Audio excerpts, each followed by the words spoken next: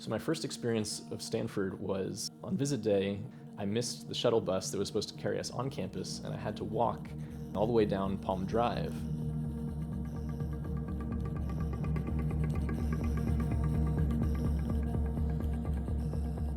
That was actually wonderful. I got to experience the size of the campus firsthand. That's almost like a mile walk down this street that's lined with palm trees.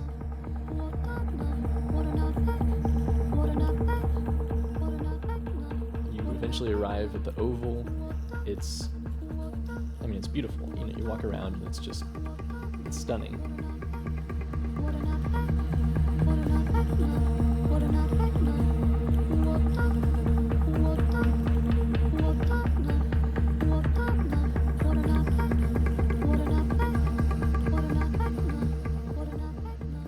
You're walking through the main quad. It's some of the most beautiful parts of campus.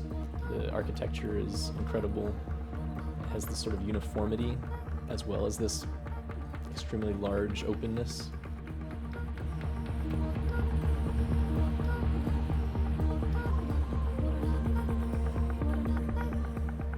The main thing is really that there's just nowhere quite like the Stanford campus, and that really appealed to me. That was one of the reasons that I chose Stanford for grad school.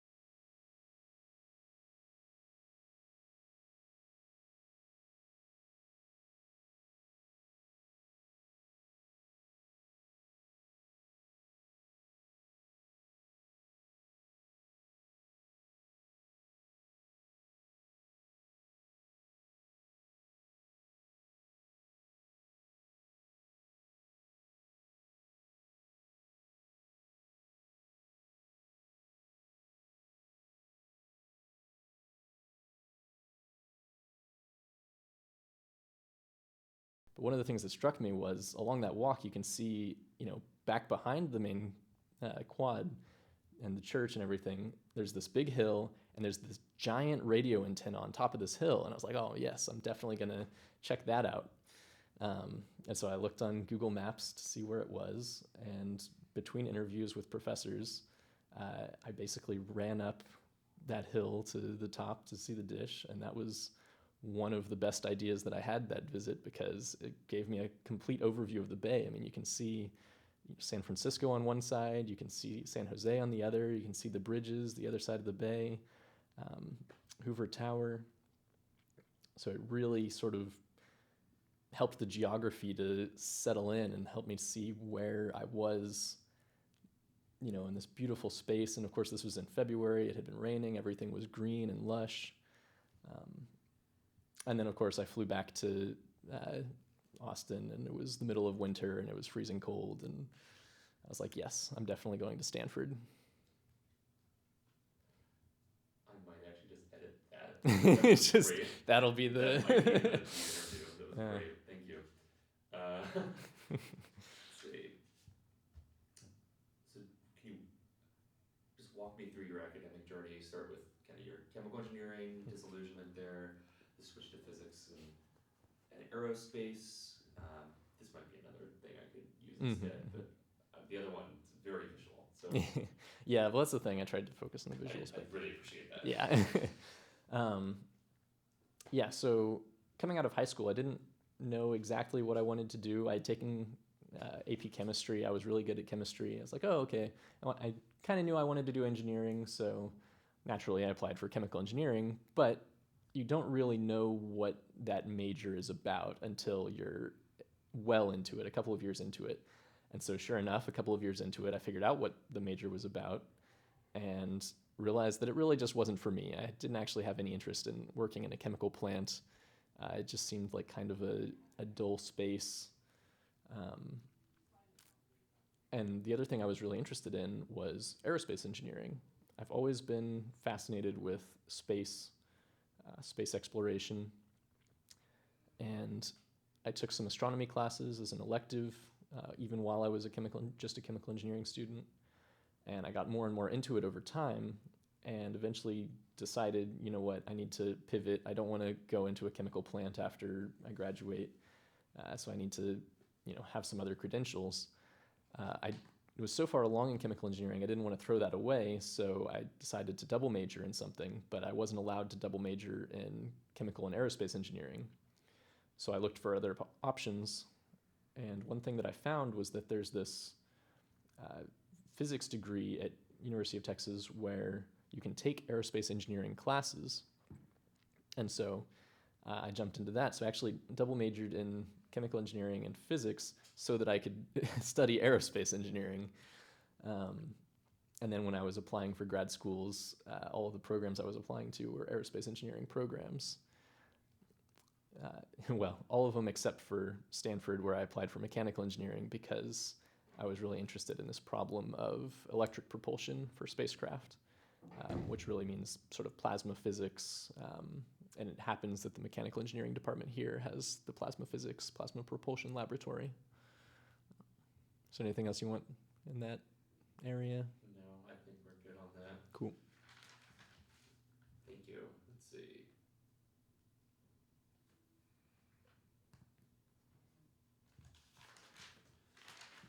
A lot of notes on the rocket equation.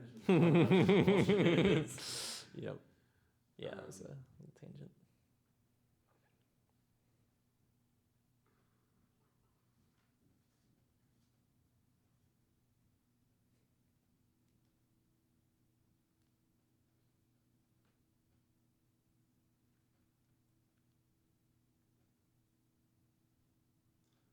Okay, so I do want you to, with the student body and everything, I thought that was interesting. Like, just if you could speak like maybe a minute or not maybe 30 seconds on the calculus you had where it was The number of students and and grid, like the number yeah. of students. Make a little crack at the cost of living too. Like Yeah. that's Yeah. funny. And then ultimately just give some lip service, like the student body, and then like it's a good environment for making friends, and then maybe say something about the social activity, so I could like tie that to hiking if I wanted to. Hmm. So just like talk about this decision, talk about the students, and then talk about like the social part. All right, I'll try. And if you can't, it's fine. Like I Yeah. said, I probably already know what I'm doing. Yeah. Okay, so when I was deciding which grad school to go to, there were several that I got into, and so I had a big whiteboard in my room. I put up a big grid, all the pros and cons. So, I had things like the size of the student body, the rankings, cost of living. Stanford failed there. It's the most expensive place in the country. And actually, one of the main things that I was looking at was the ratio of undergraduates to grad students, because I was coming from University of Texas at Austin, which is this huge school, something like 45,000 undergrads, another 10-ish thousand grad students. But it's almost a 5-to-1 ratio of undergrads to grads. And I knew I didn't want to be in a situation 5 years out where I'm 26, 27, maybe pushing 30 years old, and be surrounded by people who are 18 to 20, so 10 years younger than me.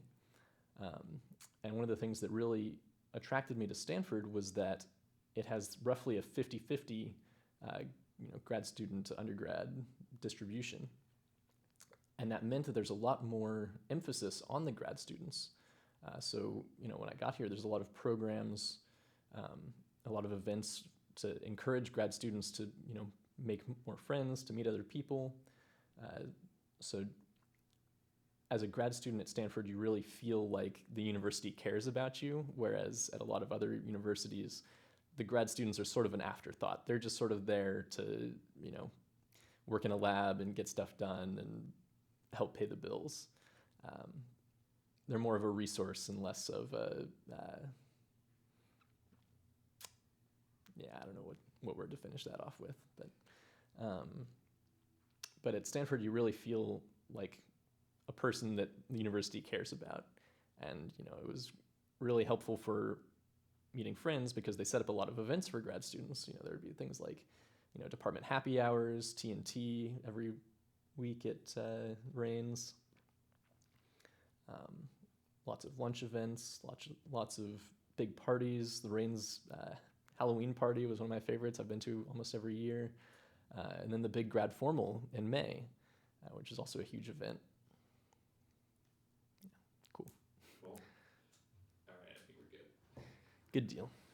How much time was that? 12 minutes. Oh, So, perfect. Yeah. Good.